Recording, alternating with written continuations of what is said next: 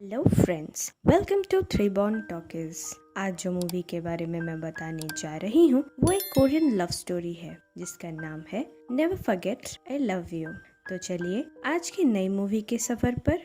Movie शुरू होती है एक कमरे में जहाँ बहुत सारे स्टिकी नोट्स पर कुछ लिखा होता है। तभी हमारे मूवी का हीरो यून सोकर उठता है और ये सबसे शॉक दिखता है। बेड के साइड पे एक स्टिकी नोट लिखा होता है जहाँ लिखा होता है कि पहले इसे पढ़ो। जब वो उसे पढ़ता है तो हमें पता चलता है कि 18 मंथ्स पहले उसका एक एक्सीडेंट हुआ था जिसकी वजह से उसके ब्रेन के एक छोटा सा पार्ट निकाला गया है और जिससे कि वो सिर्फ एक ही दिन की बात याद रख सकता है। हर दिन उसके लिए एक न्यू डे है। उसे 18 महीने पहले की सारी बातें याद हैं पर उसके बाद की कुछ भी नहीं। वो घबराकर अपनी सिस मिनी के पास कॉल करता है जैसा कि वो हर दिन करता आ रहा है। मिनी एक नर्स होती है। वो घर आती है और उसे बताती है कि वो म्यूजिक कंपोजर है। वो अपने बेबी को उसके पास छोड़कर अपना काम करने जाती है। वो जब डॉक्टर के पास आता है तो डॉक्टर्स कहते हैं कि उनकी हालत में थोड़ा सुधार तो है पर फिर भी नई मेमोरीज वो नहीं बना सकता क्योंकि उसे एंट्रोग्रेड एमनेशिया है। ये सबसे यून बहुत परेशान हो जाता है और ये सबसे परेशान होकर वो डॉक्टर को कुछ हेल्प करने बोलता है। तो डॉक्टर बोलते हैं कि ऐसे मेमोरी बूस्ट करने के लिए यूनिवर्सिटी में एक एक्सपेरिमेंट हो रहा है, वो चाहे तो उसमें भाग ले सकता है। इधर उसका मैनेजर जो कि उसका दोस्त भी होता है डायरेक्टर से बात करके अपने सॉन्ग का डेट एक्सटेंड कराते हैं क्योंकि एक्सीडेंट के बाद से उसने कोई सॉन्ग लिखा नहीं होता है और जो सॉन्ग्स उसने पहले लिखे थे उसे वो पूरा भी नहीं कर पाता। पर इस सॉन्ग को पूरा करना बहुत जरूरी था क्योंकि अगर वो टाइम पे ये सॉन्ग पूरा नहीं करेगा तो उन्हें बहुत फाइनेंशियल प्रॉब्लम हो जाएगी। रास्ते में यॉन हमारे मूवी की हीरोइन सोजिन को देखती है जो कि पहले अपने बॉयफ्रेंड पे गुस्सा हो रही थी, फिर थोड़ी देर बाद रोने लगी, फिर आखिर में आई एम ओके नाम का सॉन्ग सुनकर खुश भी हो गई। उसे वो लड़की बहुत अच्छी लगी। फिर हमें पता चलता है कि वो ही उसकी थेरेपिस्ट है और एक पीएचडी स्टूडेंट भी। उसकी इमोशनल प्रोग्रेस देखने के लिए उसने यून को बिना बताए कैरेट जूस में स्पाइस सॉस, कारपेट के नीचे कंकड़, ये और भी बहुत कुछ किया। और फिर जब थेरेपी शुरू हुई तो उसने म्यूजिक की मदद से यून को बहुत सारे क्वेश्चंस पूछे जिसका आंसर यून ने दे दिया। पर वो सारे क्वेश्चन 18 महीने पहले के थे। 18 महीने के बाद एक भी क्वेश्चन वो आंसर नहीं दे पाया। पर जब वो ये सेशन ले रही थी तभी उसके बॉयफ्रेंड का बार बार कॉल आ रहा था। तो यून और सोचिन दोनों ने मिलकर एक छोटू सा सॉन्ग बनाया और उसका ब्रेकअप करा दिया। यून और सोचिन एक दूसरे को पसंद करते थे और यून ने उसका पिक्चर स्टिकी नोट्स पर लगाया था जैसे कि वो उसे कभी ना भूले। फिर दूसरे दिन वो फिर से ये सब भूल चुका होता है और आज इसी वजह से सोचिन ने परफ्यूम थेरेपी करने का सोचा होता है क्योंकि स्मेल सबकॉन्शियस माइंड में कहीं ना कहीं याद रह ही जाती है। पर कुछ प्रॉब्लम आ जाती है और उसे घर जाना पड़ता है सेशन को आधा छोड़कर। पर उसकी कार भी खराब हो गई थी इसीलिए वो यून के साथ उसके कार में चली जाती है। घर पहुंचते ही उसने देखा कि घर में तो पानी ही भर गया है और उसकी सारी पोएम्स के नोट्स भीग गए हैं। तो इस पर जल्दी ही यून ने वो पेजेस को सुखाने के लिए टांग दिए और सोचिन ने घर साफ किया। थोड़ी देर बाद वहाँ सोचिन का बॉयफ्रेंड आ जाता है। वो उससे बहुत झगड़ा करता है और मारने ही वाला होता है। तभी यून उसे मारकर भगा देता है। रात को जब दोनों बाहर बैठे होते हैं तभी सोचिन बताती है कि उसे बचपन से ही एक पोएट बनना था पर उसने जब ये सारी कंपोजिशन बनाई और एक कंपटीशन में पार्टिसिपेट किया तो उसकी पोएम किसी को पसंद नहीं आई। पर इस पर यून भी उसे कहता है कि पहले जब वो सॉन्ग लिखता था तो सारे उसे नापसंद करते थे, इवन मजाक भी उड़ाते थे, पर उसने हिम्मत नहीं हारी और लिखता गया। और ऐसे ही एक दिन एक बड़े म्यूजिक डायरेक्टर को उसका सॉन्ग अच्छा लगा और उसने पब्लिश कर दिया। वो सोचिन को हिम्मत ना हार कर म्यूजिक लिखने को बोलता है, इवन उसे यूएनआई टॉपिक पर कुछ लिखने को कहता है। वो बहुत ही ब्यूटीफुल लाइन बोलती है। इसे सुनकर यून उसे अपने सॉन्ग का लिरिसिस्ट होने का ऑफर देता है। यहाँ हमें पता चलता है कि सोचिन अपने एग्जाम्स में फेल हो गई है और प्रोजेक्ट उसके लिए बहुत इम्पोर्टेंट है। यहाँ यून उसे ऑफर करता है कि वो उसके सॉन्ग का लिरिक्स लिखकर उसके साथ रह सकती है, जिससे वो अपने स्टडीज को हैम्पर नहीं होने देगी और अपना ड्रीम भी पूरा कर लेगी।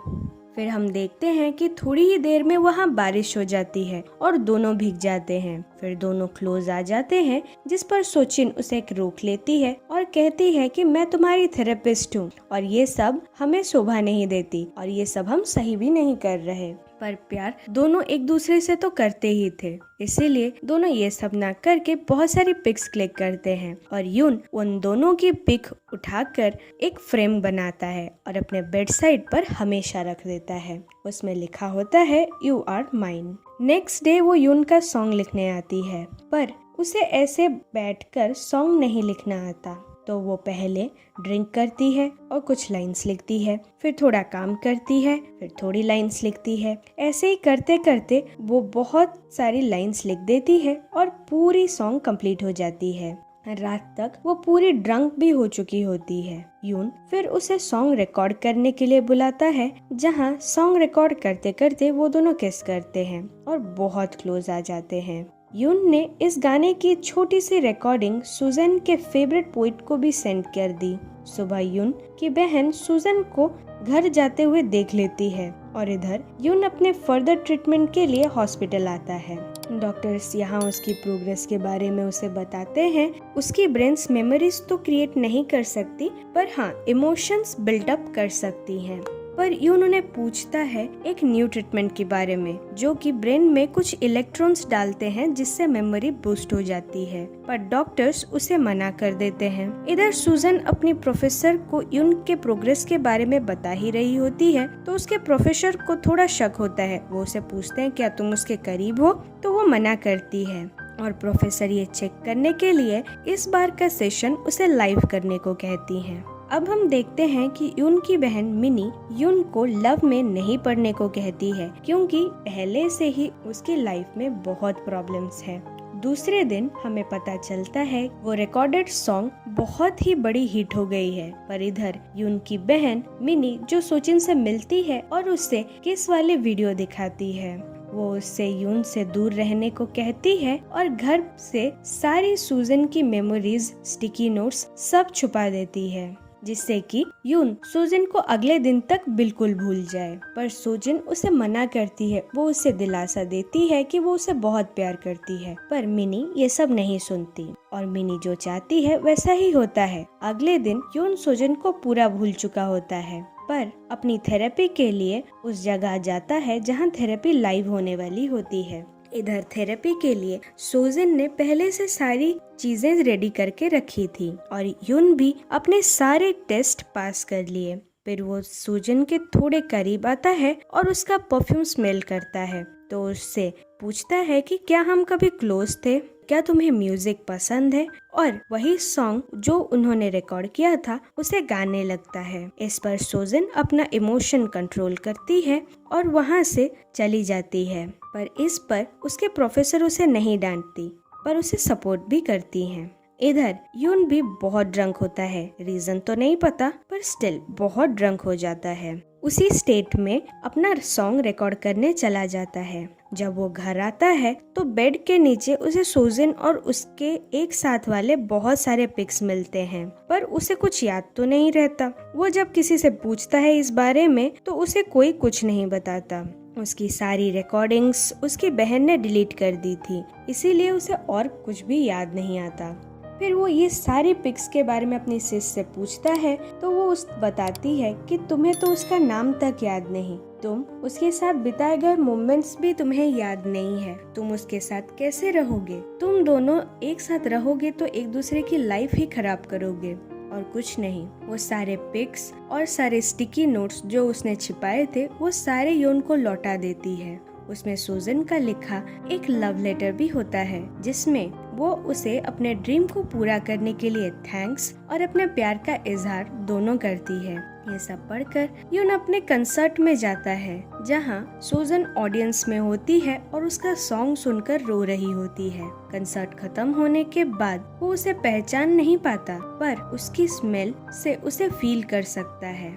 कुछ टाइम बाद वो दोनों मिलते हैं और वो एक दूसरे को किस करते हैं और यहाँ यून उससे कहता है कि मैं तुम्हें पहचान तो नहीं पाता, पर तुम मुझे हमेशा अपने पास रखना, और एक साथ रहने की प्रॉमिसेस करते हैं। ऐसे ही 4 मंथ्स बीत जाते हैं और यून का बर्थडे आ जाता है, पर पार्टी में सूजन को पता चलता है कि वो प्रेग्नेंट है क्योंकि उसकी तबीयत खराब हो जाती है। पर यून इस बात से खुश नहीं दिख रहा होता, इसीलिए सूजन उसे बहुत कुछ सुना देती है। पर यून तो इस बात से खुश था, पर उसे डर था कि बेबी को भी अगर उसकी कंडीशन हो गई तो क्या होगा। पर इस पर सूजन उसे भरोसा दिलाती है और वो दोनों इमोशनल हो जाते हैं और इस पर वो फिर से शादी कर लेते हैं। पर कुछ दिन बाद सूजन को डॉक्टर ने बताया कि उसे एक बीमारी है जिसमें स्ट्रेस की वजह से बीपी बहुत तेजी से बढ़ जाता है और उसे स्ट्रोक भी आ सकता है। उसने डॉक्टर से ये बात यून को ना बताने को कहा।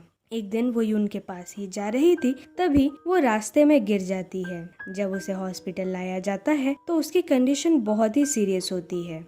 डॉक्टर ऑपरेशन करते हुए किसी भी तरह बेबी को तो बचा लेते हैं, पर सूजन के पास बहुत कम टाइम बचता है। वो यून से आखिरी बार खुद को हग करने को बोलती है और तभी ही उसकी सांसें रुक जाती हैं। यून इस पर बहुत रोता है, पूरी तरह टूट जाता है। पर फिर सुबह हो जाती है और हम फिर से कहानी की शुरुआत में आ जाते हैं, जहाँ यून उठता है, फिर सारे स्टिकी नोट्स देखता है, सब कुछ भूल चुका होता है, फिर अपने सिस्टर को कॉल करता है और यहाँ उसे पता चलता है कि उसकी सिस किसी रिलेटिव के मेमोरियल पे गई है और वो हॉस्पिटल में नहीं है।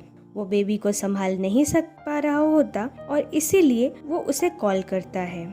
सूजन ने अपने बेबी के लिए एक वीडियो भी बनाया था, जिसमें उसने यून की कंडीशन बताते हुए यून के बारे में सब कुछ बताया था। यहाँ हमें पता चल जाता है कि वो जो बेबी उसे नीस लगती थी वो उसकी नीस नहीं, वो यून और सूजन की खुद की बेबी है। यून जब ये वीडियो देखता है तो उसे सब कुछ याद आ रहा होता है। वो हर दिन ये वीडियो देखता है, हर दिन ये सब याद करता है और उसी दिन के बाद वो बेबी की पूरी जिम्मेदारी ले लेता है।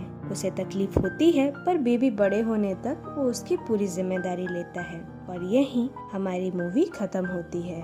सो फ्रेंड्स, अगर ये मूवी आपको पसंद आई तो लाइक एंड कमेंट करें और ऐसी ही अनोखी मूवीज देखने के लिए हमारे चैनल को सब्सक्राइब करें।